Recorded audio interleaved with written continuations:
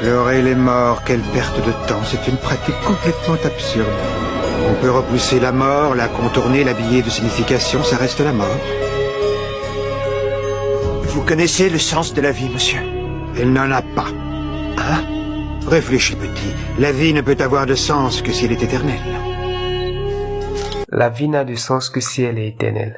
C'est simple. Tout ce que nous faisons, toutes les choses pour lesquelles nous nous battons, deviennent futiles si la vie se résume à cette existence terrestre. Je veux dire, à quoi ça sert de sortir votre voiture pour vous rendre à la maison voisine qui est juste à 5 mètres de chez vous? La voiture n'est utile que par rapport à la distance. Tout ce que nous faisons n'a réellement de valeur que si la vie est éternelle. Pourquoi être juste si la vie s'arrête ici? Je veux dire, pourquoi acceptons-nous de souffrir? Pourquoi acceptons-nous de donner le pouvoir à une minorité sur nous? Pourquoi ne pas transgresser toutes les lois et profiter pleinement de la vie? C'est logique. Celui qui ne croit pas en une vie après la mort, celui qui est parfaitement amoral, celui qui est prêt à tous les sacrifices pour jouir de la vie, celui-là est totalement cohérent avec sa croyance. Il a apparemment un avantage sur celui qui ne croit pas mais qui refuse de sauter le pas. Si l'être humain ne pense pas être fait pour vivre pour toujours, son existence entière relève même de l'absurdité.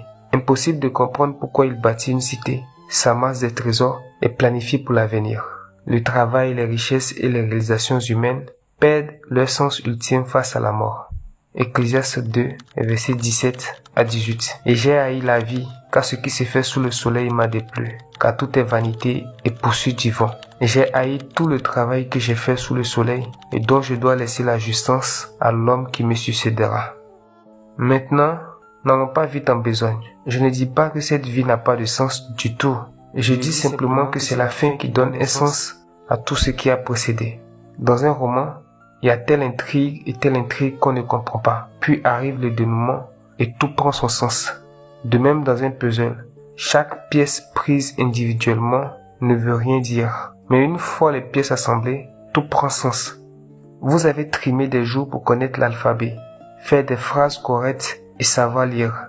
Cela vous a aidé à mieux vous intégrer dans la société. Sans cet objectif à atteindre, tout le dur labeur en amont est pure perte et effort vain.